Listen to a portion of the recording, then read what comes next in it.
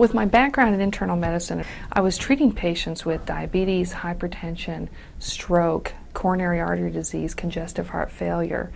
And what I found was that there were a lot of underlying sleep problems, and we see a wide variety of sleep complaints. Everything from insomnia, where I can't go to sleep or I can't stay asleep at night. We also see patients who have trouble falling asleep during the day. One thing you have to ask yourself is, why can't I sleep? What's the underlying problem? A sleep study is one of our most biologically comprehensive tests that is available. What typically happens is you meet a technologist at the front door. They escort you to one of the bedrooms and they show you around and give you a chance to get comfortable with the environment. What then happens is they start setting you up with the sleep equipment. Now there's nothing invasive, no needles involved at all. We're measuring brain waves, airflow in and out the nose and mouth, as well as grinding of the teeth.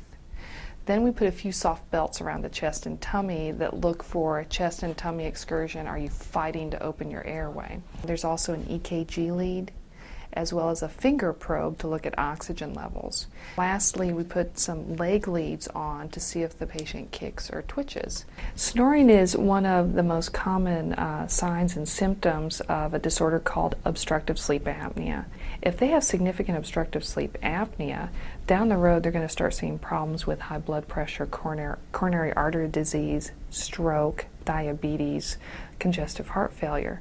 So if we can get that sleep apnea treated, and the snoring goes away when you treat the apnea, we're going to be preventing these problems down the road. Some people and other doctors may even be concerned about the level of medical complexity. If you have a lot of medical problems or have some limitations in mobility, will I be able to have a sleep study?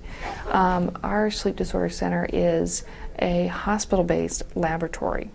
We actually start at birth all the way through the elderly. So regardless of age, we can study patients. It's very rare to find a sleep lab that feels comfortable studying children. The other side of that is our technologists that are there with the patients at night. We've been very fortunate to have registered technologists. It's very rare to find a lab where all of the technologists are registered.